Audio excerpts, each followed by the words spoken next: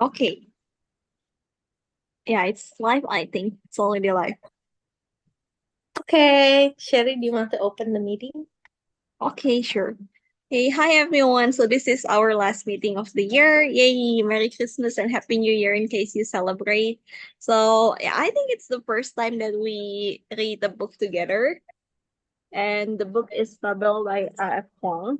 Uh so it's a pretty heavy book and it's kind of thick. And yeah, I've been in a reading slump this year because of I've been so busy. But thanks that I can read this and finish this on time. And I didn't think it was so interesting. Happy holidays! Happy holidays, Fetriani. Okay. Okay, yeah. We hope that you can enjoy and it's a spoiler discussion. So yeah, you're free to talk about anything spoiler because we've all read it.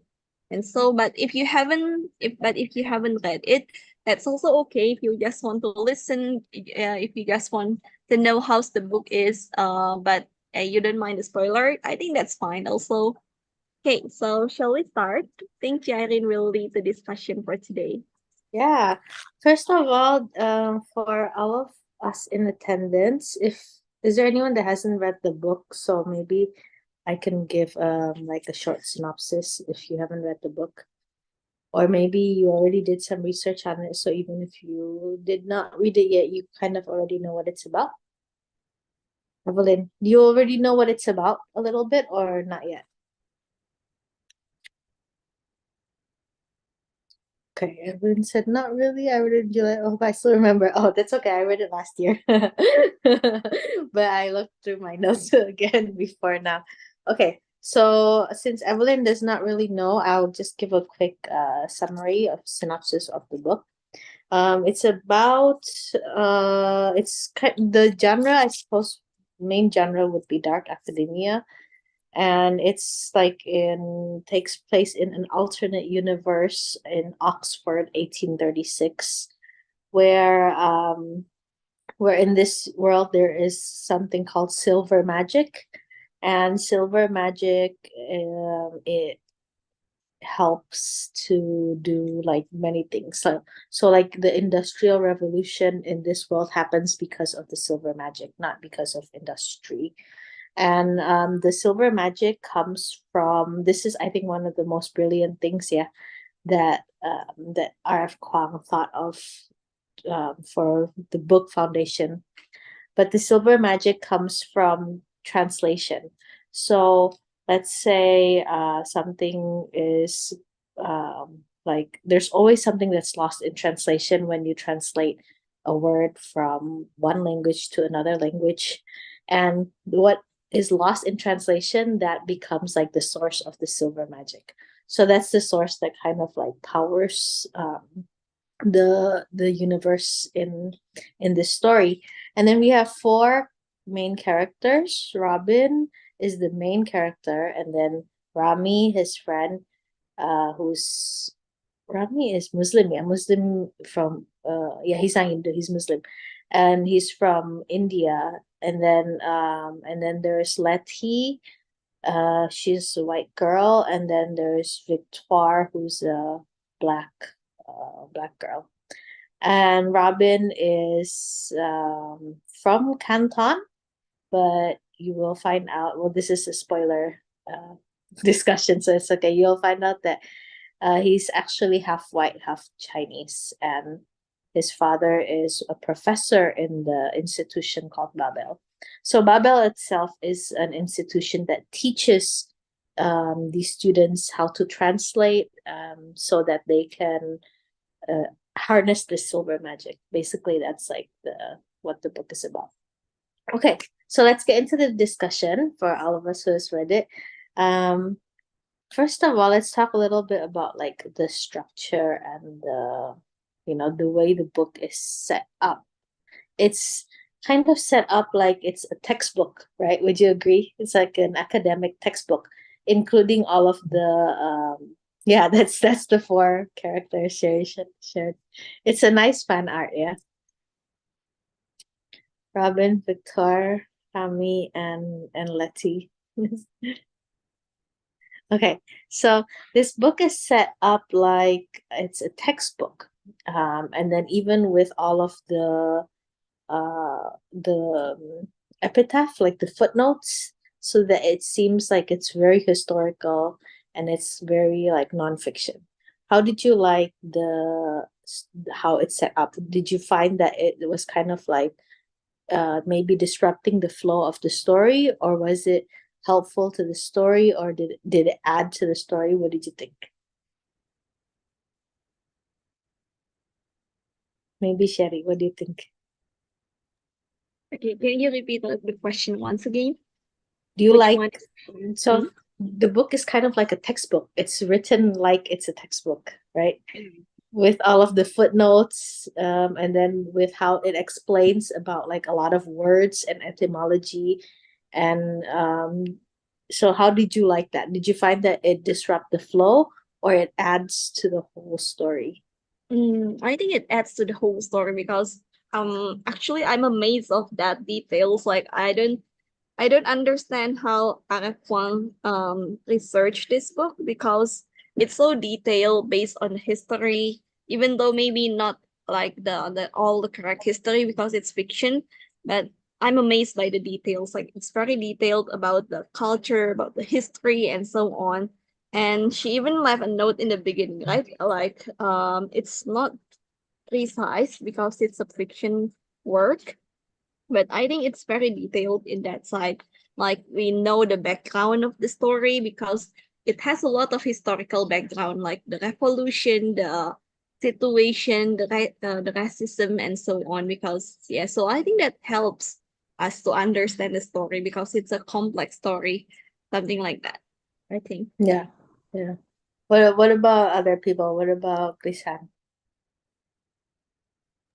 Um, I think more or less I agree with Sherry because yeah, this is like a nonfiction. This is like a textbook because there are so many explanations about the etymology, but I like it.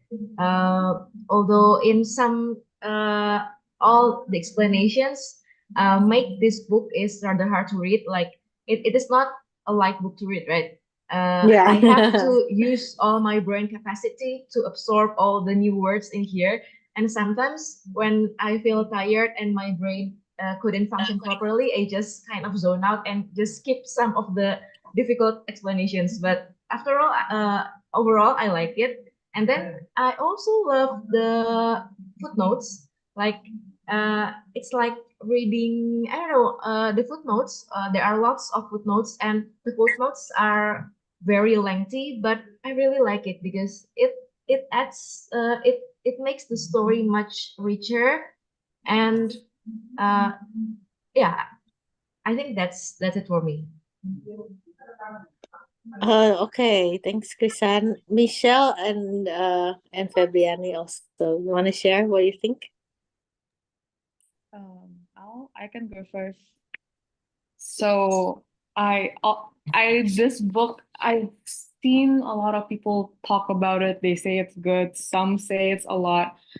And going into it, I was attracted to the title because I guess in the Bible, the Tower of Babel has quite a history. And so that was interesting for me. And when I read it and I saw the high influence of languages, I was so quickly drawn in because I am such a nerd for words and just languages. And then studying Mandarin my whole academic history, seeing how in depth she talked about the language I studied, quite Yeah. cool. And yeah, like what you said, like this is a textbook format. It's like studying, but in the best way possible. And I like how she didn't shy away with history. She exposes the dirty and I guess the things that people like to hide away from, like when it comes to the historical truth of the past. Mhm. Yeah. I do like the Chinese parts also, but I'm not as good in Chinese as Michelle. But because I like it, so I did like that too. What about Febrani? What do you think?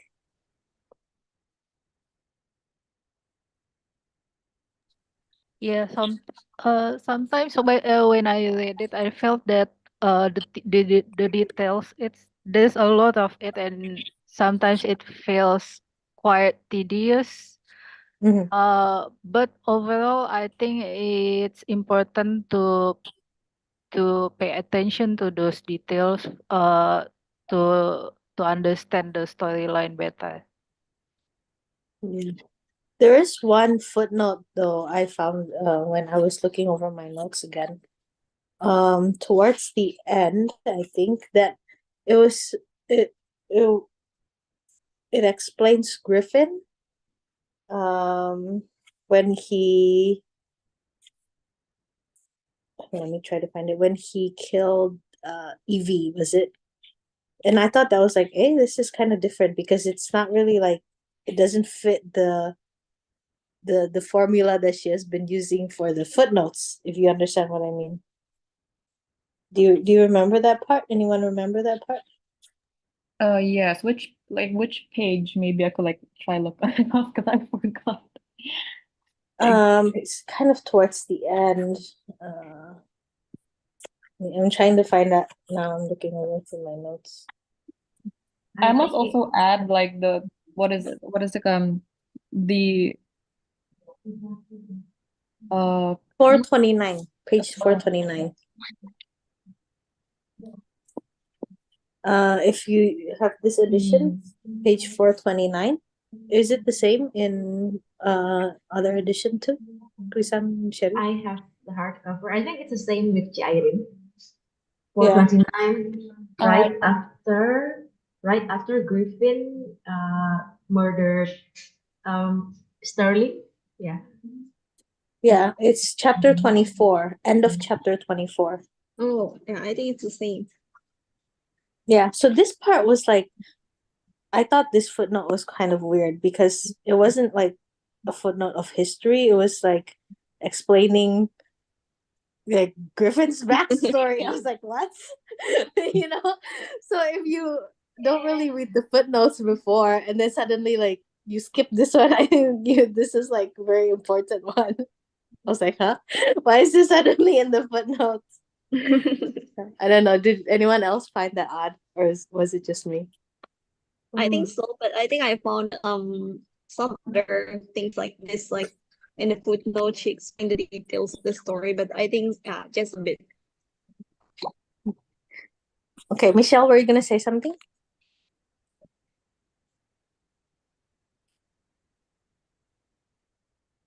Michelle. I was on mute. There were like parts of the book that I just didn't see coming, like when uh Letty betrayed them all and Oh, and they yes. killed Rami. Oh, my heart broke. I was like, no, I no, he's my favorite character. Yeah, that I was bad. I cried. This is the first book I cried on in a long time. That was very, very bad. But okay, that's interesting to discuss. So you didn't see it coming. Did anyone not see it coming, or did they see it coming? I kinda suspect Letty to from the middle of the book actually. Hmm. From which Yeah. part? Yeah, When which did you start? I don't remember. I borrow the book from Libby, so I don't have the copy. Yeah. Yeah, but I just look at my notes from Kindle. Uh, Mm-hmm. yeah, and there's my annotation that said that I seems that I can't trust her. Yeah. Yeah. Kadia, I saw it coming. Yeah. So what made you suspicious, Kadia? Yeah. I Yeah, don't, there's this I don't this know. Just like she's from a wealthy family, right? And she's white, so she has all this what do you say, privilege. Yes, and then even though she said like she's best friend with Victoire, but still I don't think she really understand what it's like to be the minority.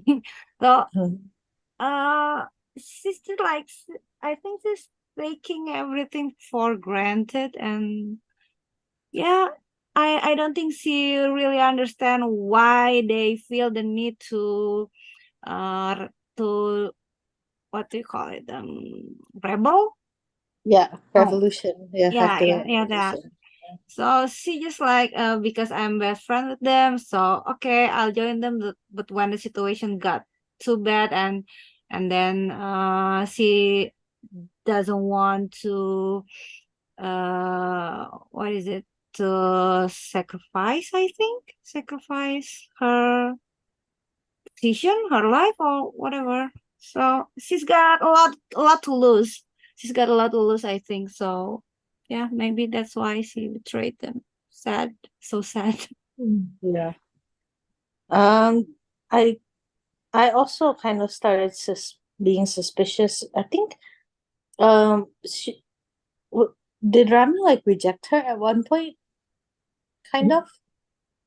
Did that Who? kind of happen? Rami? Did Rami reject Oh, Letty yeah, at yeah. some point? Yeah. Yeah, Rami reject I her. think There so, was but I don't remember. I think by action only. um looking at my notes, I think it was they had a dance. They went to a dance and then she wanted to dance with him and Yeah, then he but Mm, he didn't want to refused. dance with her. Right. What were we gonna say, Krisan? Yeah, Remy, I think Remy didn't refuse her love with words, but with action, just like Sherry said. He refused to dance with her, and like he refused to be closer to her. Yeah. And talking about her betrayal, I didn't realize it until it was too late when they were in the old library, and then Letty starts hyperventilating when they were talking about their plan, and then Letty said that I need to go out, and then that was the point where I started getting suspicious, but it's too late. Yeah. I thought, For me, yeah, go ahead. yeah, Sorry. yeah, I thought because they all had like their own flaws, like Letty was rejected by the father as a girl, as a woman. So I think she would understand that, but turned out that I was wrong. Yeah. There's in page 357, this is the end of chapter 20. Yeah, the end of chapter 20 and page 357 when they all kind of like told Letty their experience and then she was the one that cried and then so Robin, the last paragraph, still something did not seem right and Robin could tell from Victoria and Remy's faces that they thought so too. It took him a moment to realize what it was that grated on him, and when he did, it would bother him constantly. Now and thereafter, it would seem a great paradox. The fact that after everything they had told Letty, all the pain they had shared, she was the one who needed comfort. That's like very, very oh my god. From then I was like, okay, something's gonna happen. And it's actually I think it's a brilliant observation because this actually happens a lot in like real life. Is the person that was it's like why are they the one that need comfort? They're not the they're not the victim. So that's interesting about Letty. Oh, nice fan art, Shara. Where did you find this one? Oh, just on the internet. Yeah. But I think it will help us to remember, like, imagine the story also. Yeah. Yeah. Yeah. Although I like the first fan art better. That was my favorite fan art for the whole book that I could Yep. find. Yeah. Okay. So talking about since we already started talking a little bit about the characters, and their relationship, talking about Remy and why Remy rejected Letty. Also like there's definitely I mean, obviously there's like undercurrent of relationship between Remy and Robin. What do you guys think about that?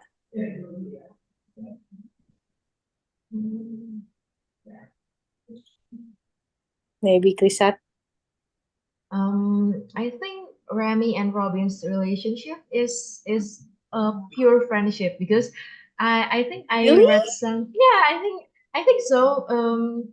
I don't know, because I read some people said that maybe they actually love each other, and that's why Robin was so devastated when Remy was murdered. But I don't know, maybe I was too naive when reading the book.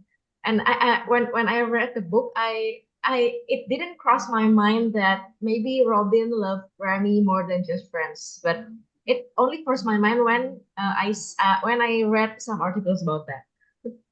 What do you think, Really? G?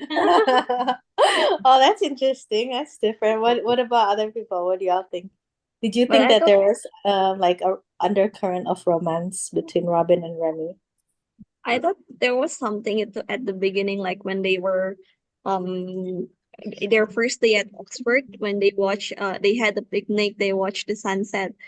There was something like the description in that chapter, like I don't know, kind of romantic, like Robin saw Tammy's face and he wanted to, like, what is it called? He wanted to touch it or something like that. I think that there was that kind of description in the beginning, but I think in the end, progressing through the story, I think it's just a friendship.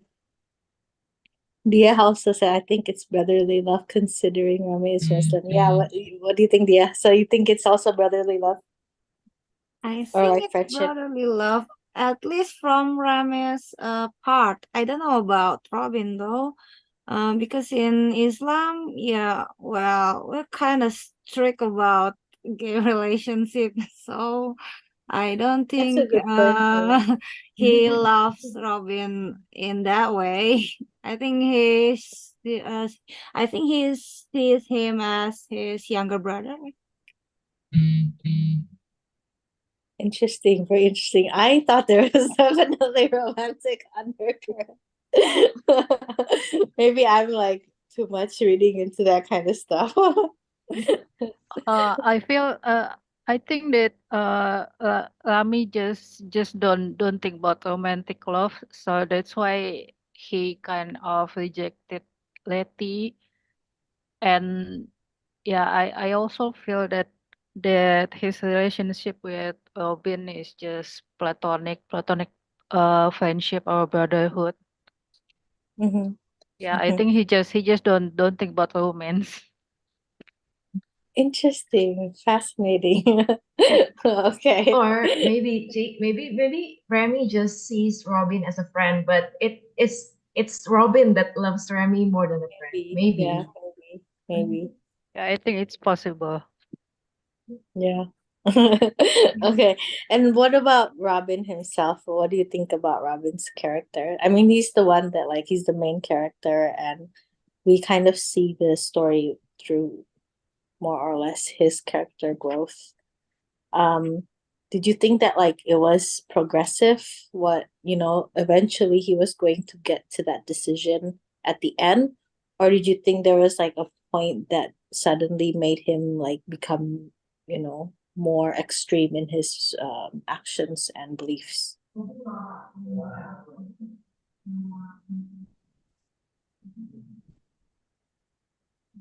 Maybe Michelle? I'm trying to read through my notes because wait, I believe he sacrificed himself in the tower, right? With like a couple other people. Is that Yeah, right? yeah, Okay. yeah. Uh, his his storyline is a very complex one because I think it, I hope I remember correctly. He came into the story at the very beginning as kind of a people pleaser and like someone who Mm, just so used the society. And so he's learning as he's going. He's trying to adapt to living amongst people so different from him, thinking so differently from him, and he wants to prove something of himself to these people too. And you can see his growth as he meets Rami, Letty, Victoire. I don't know how to say her name. Um, and then meeting making those friends in the program gives him like confirmation, okay, so this is what I want to do. But then meeting Griffin completely changes him Mhm. and questions what he thought was him adapting, but maybe he's realizing, oh, I'm just fooling myself, I think, at this point. I know the truth, I just don't want to come to terms with the truth. And so I think it evoked something in Robin, something that he's scared of admitting to himself, which is that he needs to do something and like he has to be a part of something bigger than himself. And that scared him, I think. So that ending, it was tragic, but I think it was necessary for him, like as a character. Mhm. Mhm. Yeah. Very tragic. What do you think, Lisan? Yeah. At the beginning of the book, I see Robin as a calm and collected student of Babel. Like, he seems like a very introverted type. Well, a good guy who keeps everything inside his heart. And I but in the middle, I think I started to have a feeling that somehow Robin will destroy Babel when his professor, I forgot which one, when his professor was explaining about the silver bar, that we cannot, we should never write translate in a silver bar because it will destroy the silver and everything around it. And then at that point, I feel, oh, there there uh, there will be a scene where Robin does this later in the novel, but I didn't expect that it will be that dramatic in the end. Um, and I didn't see it coming when Robin finally kind of explode and throw the silver bar at his father to kill him. I didn't see that coming. And then after that point onwards, I see Robin very differently. He really reminds me of Rin from the Poppy War, full of rage and bitterness and wants to destroy everything. So it's like a very different characters. It's like two very different characters in a single book. But his change is very understandable, I think, because maybe from the very start he always keeps everything inside, and then until at some point he cannot keep it anymore. Mhm. Mhm. What do you think, Chef? I agree with that. I think because at first, like, Robin is like just an experiment, I think, for Professor Lovell or something, and I think that's very cool. Like he shapes his life, how he should be, how he should think, how he should learn, and something like that. Like he only wants Robin to like think what he wants him to think, learn what he wants him to learn, and something. So like he doesn't have any purpose except for like being the one in Professor Lovell's plan. So yeah, I think he's progressing by he's finding his true self-worth. Like even though he lives with Professor Lovell and Rami is the first friend he made. Like I think that's very extreme. Like he didn't have any friends until that age, something like that. So yeah, so I think when he went to Babel, Robin has just seen like, oh, the world is big and there are many kinds of people, and you don't have to live as like he doesn't have to listen to everything the professor say. He should figure out his way and so on. And I think, yeah, I also didn't expect that he threw that silver bar to Professor Lawful. I think that was shocking, and that was a turning point for Robin that he should break out. He should like he should make something to change the world or something like that. Like he should be braver and so on. And yeah, but I think the sad part is like at the end when Victor said that Robin is just acting based on his grief. So I think that's true because Robin at that point he's not acting for the sake of the translator or for the sake of beating England, but he's acting he doesn't even care who gets hurt or something like that. So yeah, I think that's sad. Yeah.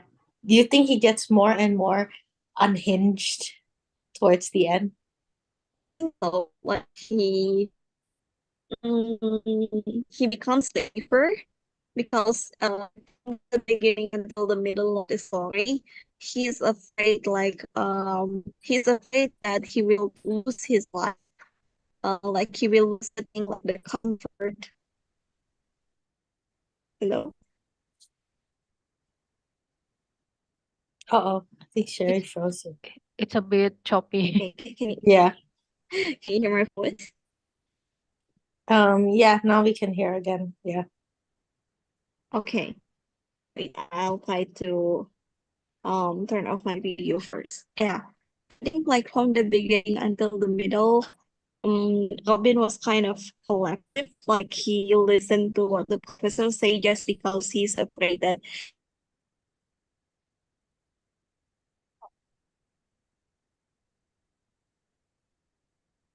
Uh-oh. Hello, Chef. yeah. Okay, I was disconnected. Okay. Sounds better. Yeah, like from the beginning until the middle, he's just afraid that he will lose all the comfortable things that he's gained. Like he will lose a home, he will lose the comfort at Oxford, the food and yeah, all the things that he have in life. He's afraid to lose that.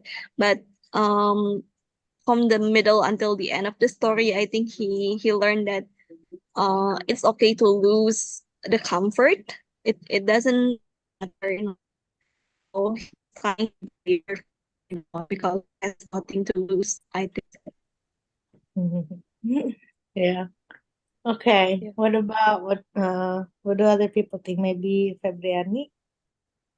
Yeah, I think I also agree that Robin in the end also already feel that he has nothing to lose, so he became more like YOLO, just like in the Poppy War. Yeah, I also feel I observed that maybe the author tends to write such character, such YOLO character like that. Yeah. Yeah, especially after he bombed Professor Lovell. I that was like his turning point from that from that point. Mm-hmm. Yeah, Krishan said, and RF Kwang doesn't hesitate to kill her characters. No, she doesn't. But I think it's an interesting difference between Rain and Poppy War and Robin here. I think Rain is more, for me, is more like kind of like crazy leader, because Rin is like in the position, as she gets crazier and crazier, she's also leading a whole army, right? So she's also like, whatever little decision that she make kills a lot of people, right? But in this one, in Babel, I think he gave them a choice, right? Robin was like, you can stay if you want, or you can all go. So whoever decided to stay with him in the tower, they stayed because it was their own choice. So I think the scope, I feel like the scope is a little bit more manageable Yeah, I think for me. I respect her. I respect him more for that. I think. Yeah, yeah. Then Rin, because Rin is becomes like, to me, this like crazy dictator, Yeah. genocidal, on the level of genocide. This wasn't really on the level of genocide, so. Okay, so last one. What about Victoire? What did you think about the fact that she was the last one that survived, and the ending kind of like it ended with her and a possible new beginning with her? What did y'all think about that?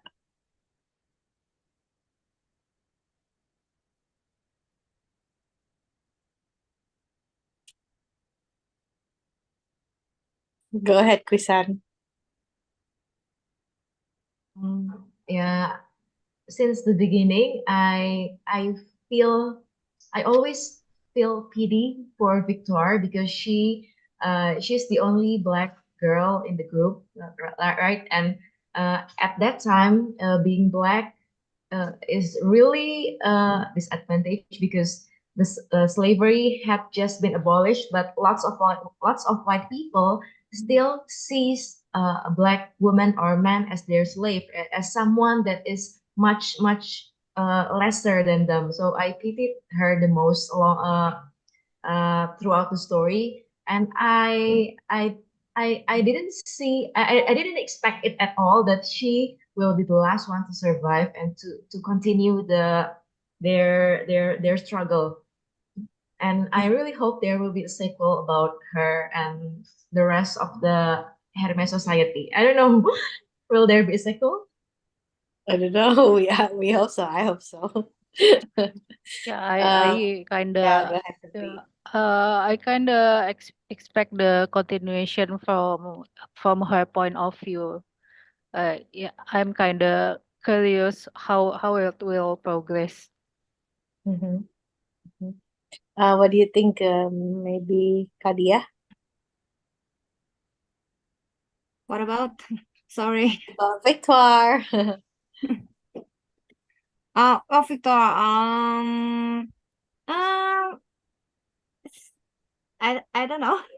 I'm not really impressed by her, so I think her names kind of give a hint that she Yeah, will survive. definitely. Yeah. Yeah. I kind of guess that she will survive until the end. So Yeah. yeah, I I have think, no oh yeah, comments. Sorry. that's okay. There's also, hi Hannah. I think Hannah, did you read the book yet or not yet?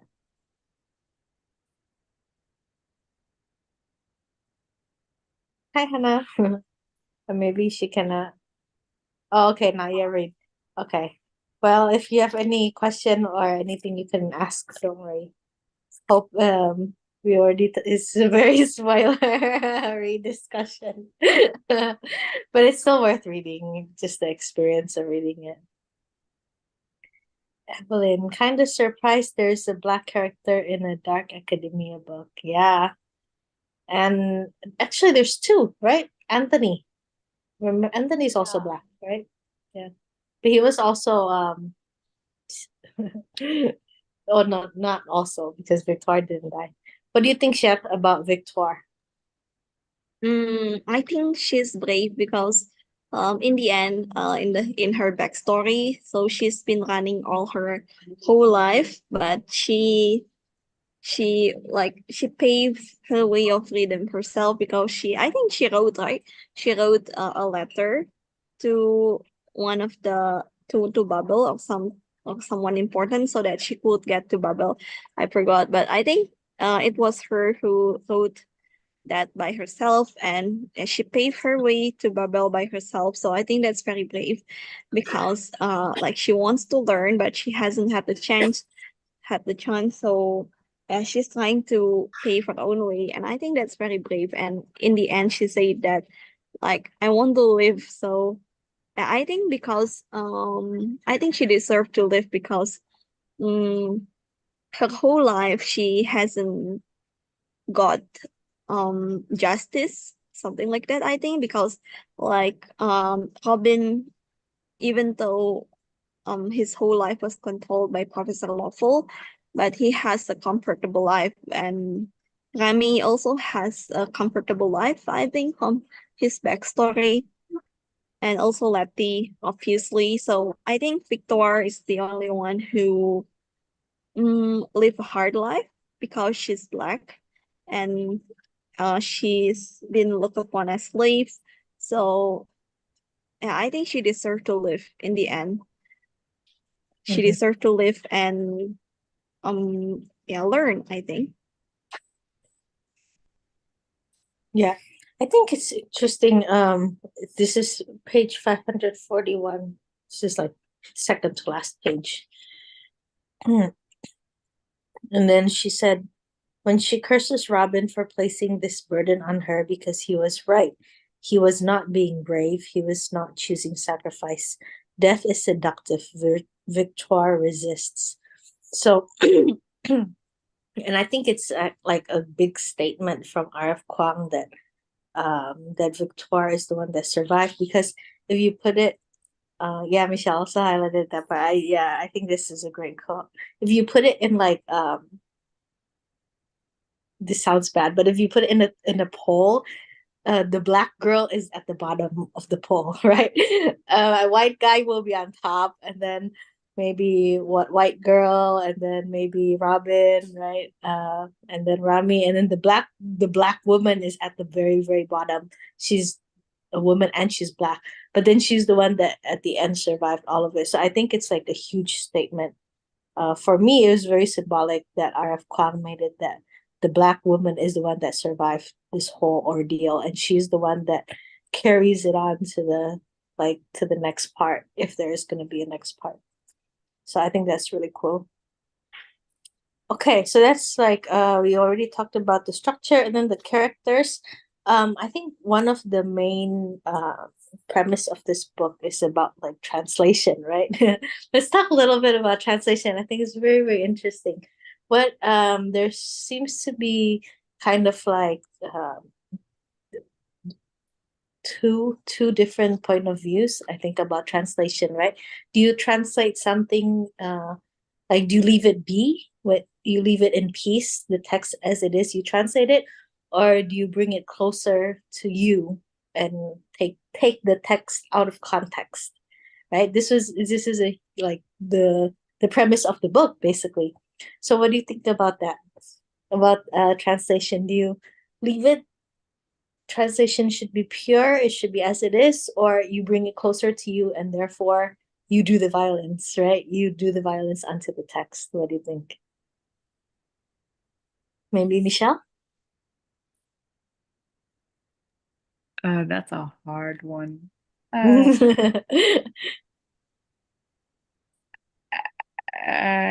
I'll leave it as it is, because there is an importance to respect a language, because it would feel so selfish to just kind of take it as your own and do what you want with it. And also when translating anything, it's how much you can identify or feel with what you're translating with. Like if you are just translating for the sake of it, you don't care what the words mean. It's just, oh, as long as, okay, so like this is the closest English translation or the closest Indo translation to this phrase in whatever language. You don't care what the phrase signifies. There are some sayings in many languages that you can't really translate because it has a deeper history to them. And so that's why translation is such a respectful artistry. Yeah, that's my thoughts. What about Lisan? What do you think?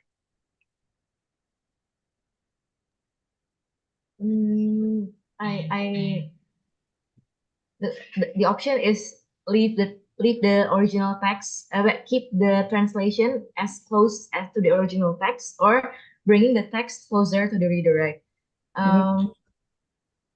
I don't know. Maybe I have translated several books I have translated I have translated Nisha, right? Yeah. In Nisha's case, I like to bring it I like to bring it closer to Indonesian readers. So I want to make it more Indonesian. So when people read it, they don't realize that it's a translation. But sometimes I have translated some other books, and in that books, I still I didn't I tried to translate to Indonesian as closest to the English original text. So maybe it depends.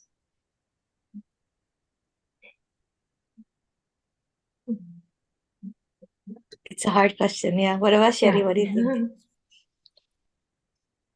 I think it depends also because the meaning of translation, I think it also to make the reader understand the text or the book, and readers have like different cultures and different background. So I think it should also be adjusted based on the country. Like, maybe we should leave footnotes in translation or something like that, because I think it helps us to understand the background of the story. Because sometimes we don't understand the actions of the characters in the book, because maybe we have different cultures of views about that. Maybe we have different backgrounds. So I think it's needed like that. But I think I would prefer to bring it closer to the reader. Mhm, mhm. Hannah said 70-30. 70 for pure translate, 30 for make reader now know the meaning about the books. Yeah, I think it's interesting, especially when like we're looking at like very important text, like for example, religious text. Like there is value in both, I think, right? I mean, if if I put into context like religious text, like for example, Bible, there's value in bringing it closer to you where you are, so you can kind of like personalize it and understand it.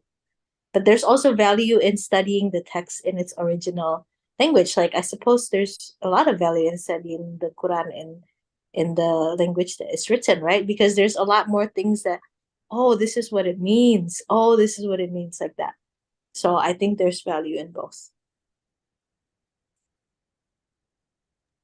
Yeah, I Okay. think I agree. Like in Yeah. terms of religious text or textbook or something like that, I think it's important to leave it as it is, because sometimes like the words have deep meanings that even cannot be translated. Like in the books, the professor or the characters say that there are some words that cannot be translated perfectly into other words in other languages, because they have completely like different meanings that no one can understand, and like no words can describe in a word, something like that. So I think translation is more than just translating something to be understood. So yeah.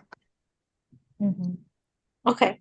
And last, another like thesis, I think, thesis of the book is that violence. Oh, wait, before we go there, Fabiani, I think there are some boundaries to maintain between the two factors. It's important to keep the original meaning and context, but also important to make the reader understand the context. If we keep the context, at least we have to explain to the reader. For example, we can add translator note, yep, at the end of the book or each chapter. I think that's the manageable tweak we can do if we translate. Yeah. All right. Anyone want to add any more thoughts about translation? If not, we go to the last kind of like thing to discuss, which is, it's pretty controversial, right? What R.F. Kuang kind of like is basically her point that she's trying to get across, I think, is that violence is necessary to create change. The revolution has to be bloody. Basically, that's what she's saying, right? People need to die to create change. You have to spill blood. What do you think about that? Agree or not agree? I think that's a very hard question. It's the title of the book. The Yeah, exactly. necessity of Yeah, that's violence. the point that she's like literally. I Yeah. feel like that's the point she's trying to make, right? That like a revolution has to be bloody for it to work. Do you agree or not agree with that? I think I kind of agree with her. And in apa ya? Because yeah, somewhere in the book, Griffin said that by using violence, you break the system or something like that. But I completely agree with that, because sometimes we have to use violence. And this Griffin's word remind me of another book, Manacled. where actually violence is necessary. So I agree with the book. I agree with the author. Violence is necessary. That's right. This does remind me of Manacle too. Now that you say it. Lisa, now that you say it. Oh my gosh. Yes, I understand. I can see that. Okay. What about other people? What do you think? Maybe Febriani, what do you think? Uh, I'm not sure what I'm not sure what how do I feel about that, but at some point, if things get really bad and really like beyond saving, this violence is also necessary. I think at some point when it uh becomes like making us hopeless, like Mm-hmm. like the situation is beyond help. Mm-hmm. Uh, Hannah Eka, for dystopia books, yes, we need to break the system. Mhm. Okay. What do you think, Michelle? Um, yes, it is. Yeah, I'm like in war with my own thoughts right now. Yes, like It's okay. it's one of those yes, yes, but also like the the whatever like the what happens after the violence is such a horrific scene to watch because the aftermath of violence is never an easy pill to swallow. Mhm. So it's one of those like I don't think like if we were, let's be honest, if we were the characters of this book, we would just run and like find another world to live in because we don't want to be like I can't be I don't know which side to be on, and I don't want to be in anyone's side because I might die either way.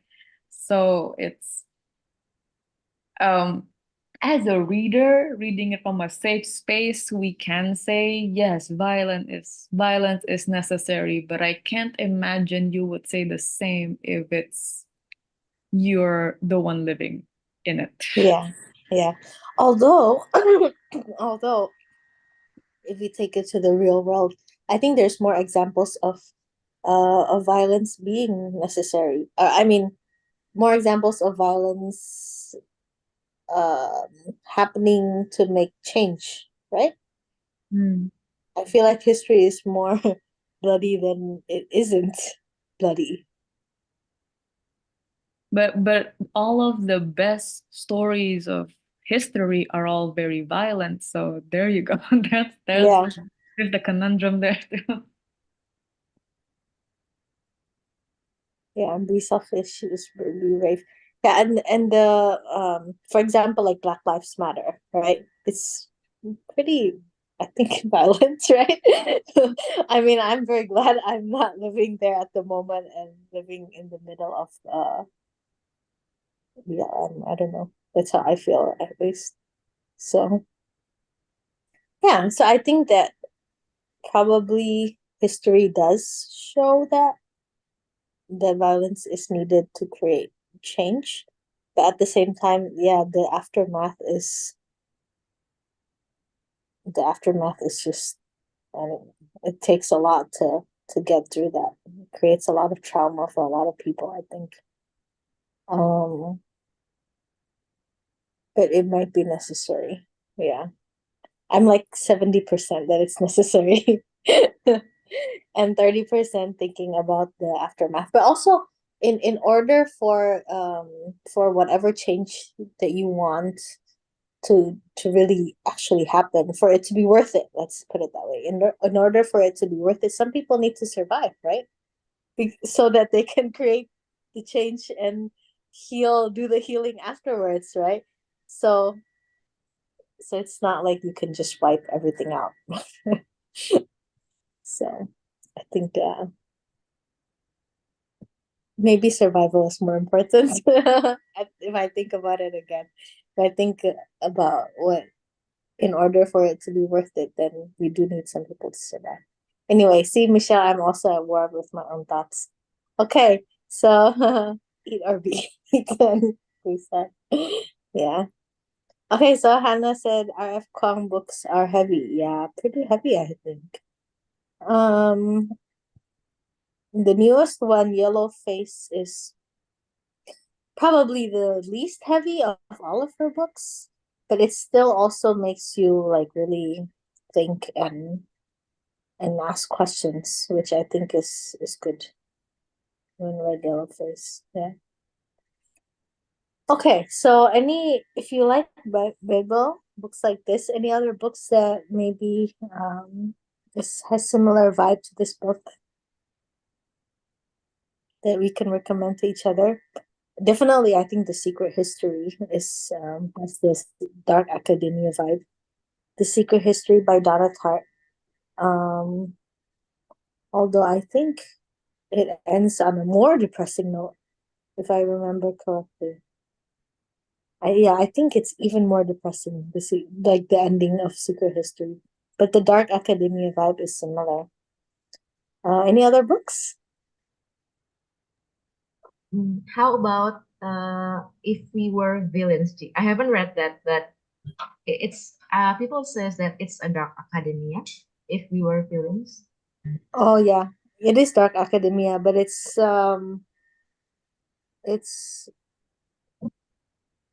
I think smaller scale Correct because me it's if kind of more focused on Shakespeare.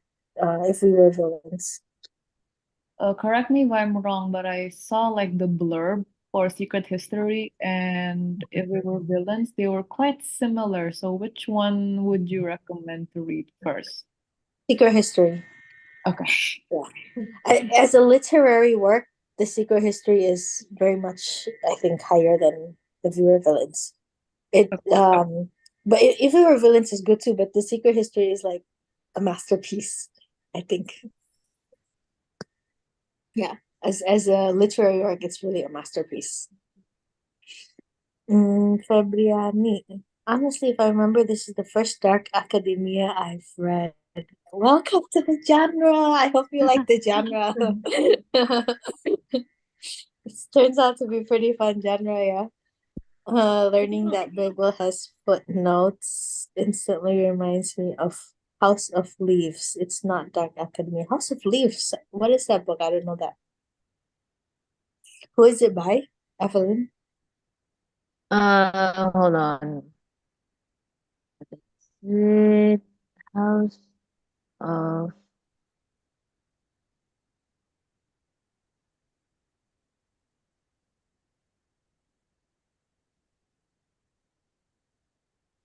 Hello? Yeah, yeah. Yeah. Oh yeah. So House of Leaves is by Mark Z. Daniel that Daniel Whiskey. I'll write in the chat. It's so hard. Is it good? You like it? Um, I've only read a couple of chapters. It felt like I was going insane, honestly. Because of so many footnotes. It's like what is it, what is that book called?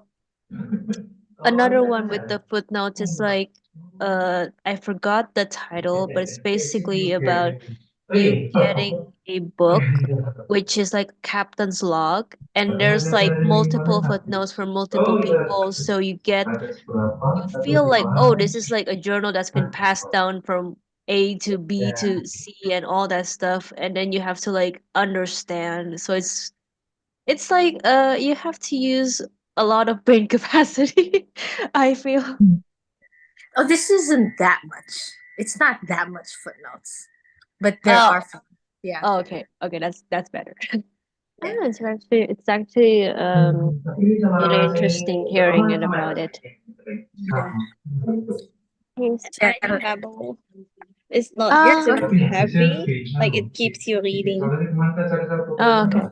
I was like, I tried going into dark academia.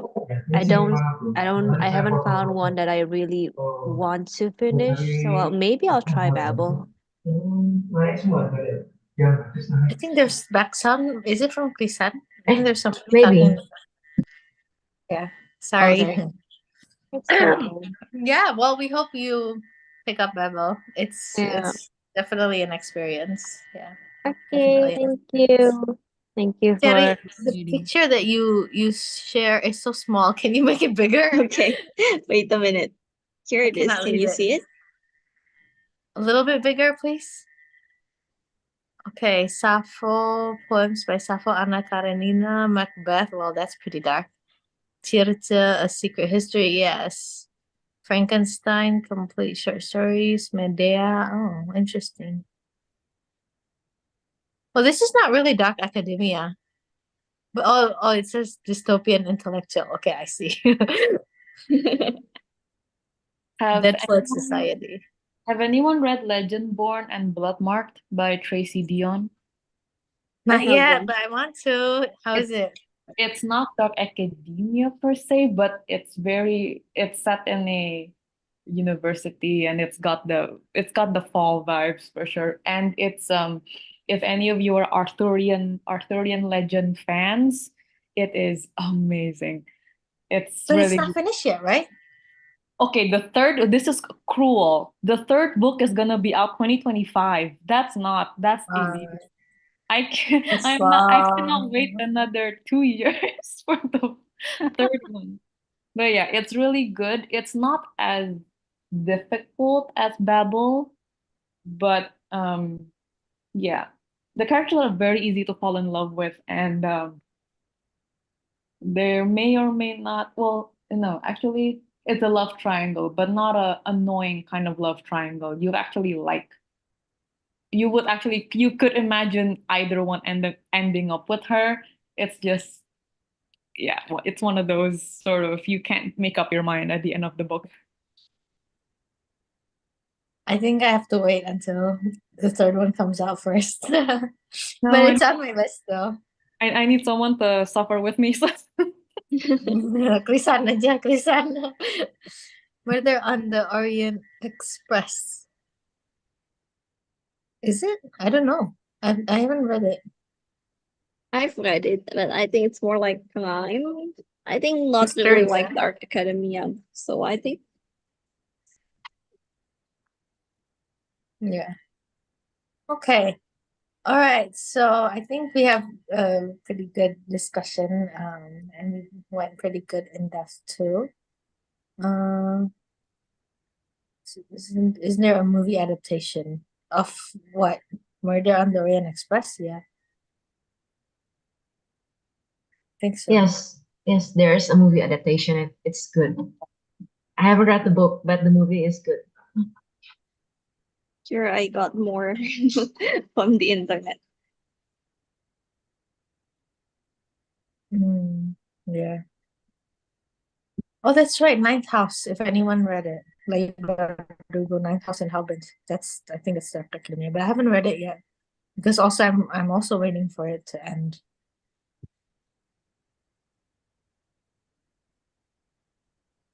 Love is a Dog from Hell. Interesting. Yeah, I think this most similar vibe I can think of is The Secret History, but Oh, the Sherlock ending. Holmes. Sherlock Sorry. Holmes, the case of book. But the ending is not though. The ending of Babel is kind of like Les Miserables with the revolution and the bloodiness and people dying and yeah, I think it's more like Les Miserables for the ending. Okay. Anyone want to give any last comments or any last thoughts? I think the book itself is like a genius, I think, because like it makes me think a lot about like the politics, the culture, and so on. Like what I got from this book is that words are powerful. Words like translation or so words are powerful, and RF Kuang implemented into the silver bars. And I like it how like she said like there's no perfect translation. Like the silver bar, if it says translate, then it will burst out. So yeah, I think that's very true. Like there's no perfect translation, and I learned a lot about the culture, about the politics, like about the hard choices they have to make, like the fight. I think like Robin choose to die because I think for Victoire it's also going to be hard. Like if you don't die at the tower, then you will be persecuted by the people. You have to run away all your life and so on. So I think they made hard choices, and yeah, I'm just amazed by the research of this book and also the story, the background, and so on. Yeah, agree. Agree. So highly recommend, yeah. Summary, highly recommend. Lisan, any last thoughts? I think the thing I love the most from Babel and the other F. Kuang's works, I have only read Babel and the Poppy War trilogy, but I can see that I love how she inserts historical elements into the stories, both in Babel and the Poppy War trilogy. Like uh, I have read somewhere that she is a history student, right? So she knows lots of things about history, and I really love how she inserts the opium war into Babel and linked it to silver working magic, and then in the poppy war there is also their version of the opium war, right? Right, and it's so fascinating to read her books. I love it. I love them. If you haven't read the Poppy War trilogy, go read it. But beware. Beware. It will break your heart, but you will love it. Yeah. Okay, all right. Should we take a picture, Shia? Okay, sure.